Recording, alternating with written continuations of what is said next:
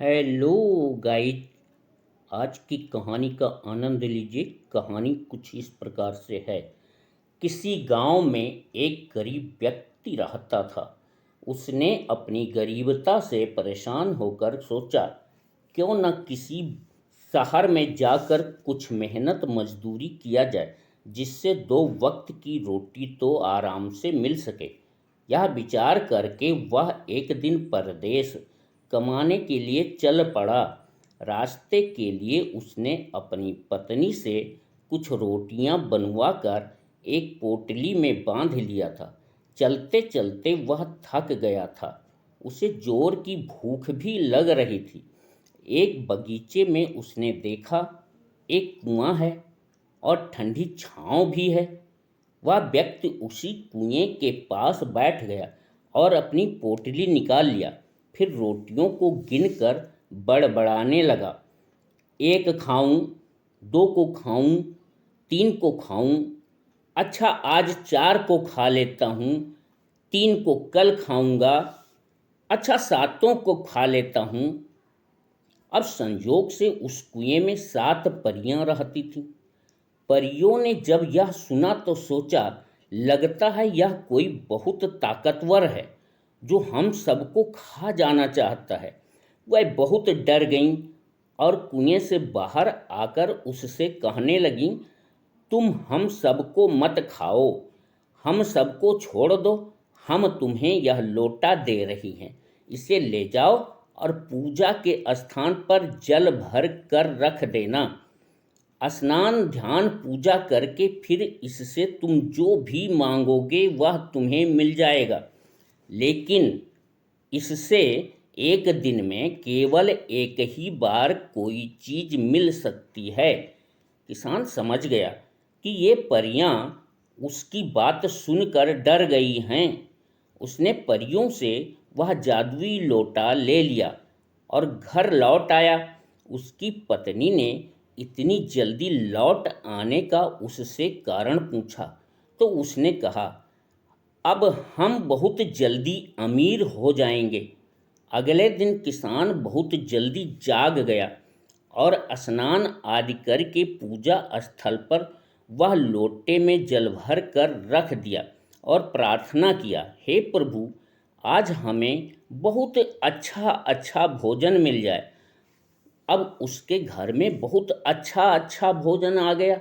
अगले दिन उसने एक जोड़ी बैल मांगा, फिर अगले दिन एक गाय मांग लिया, फिर बहुत सुंदर सा एक घर मांग लिया।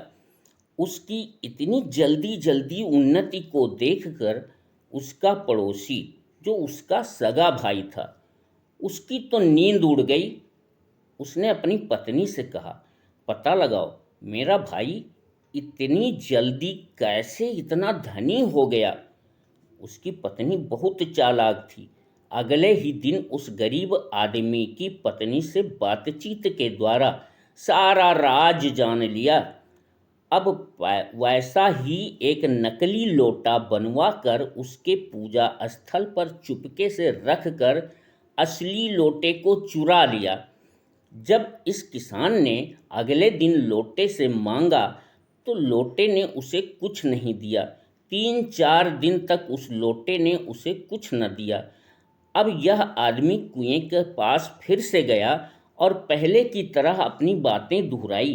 परियां बाहर आईं तो उसने परियों को बताया कि यह लोटा अब कुछ नहीं देता है। परियों ने लोटा लेकर देखा तो पूरी बात उनको समझ में आ गई।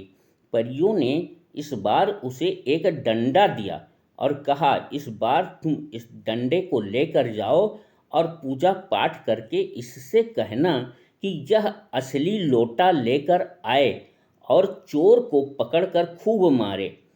जब तुम इससे चोर को छोड़ने के लिए कहोगे तभी यह उस चोर को मारना बंद करेगा।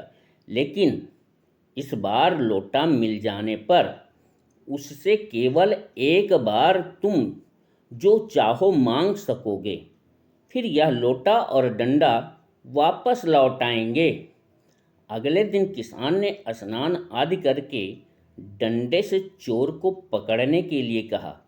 डंडा उड़ता हुआ गया और उसके भाई और पत्नी को मारने लगा।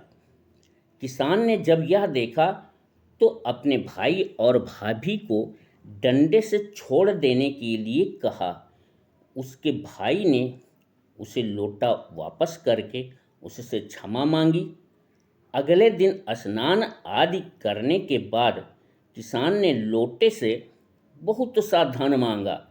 लोटे ने उसे बहुत सा धन दे दिया। अब लोटा और डंडा दोनों आकाश में उड़ गए।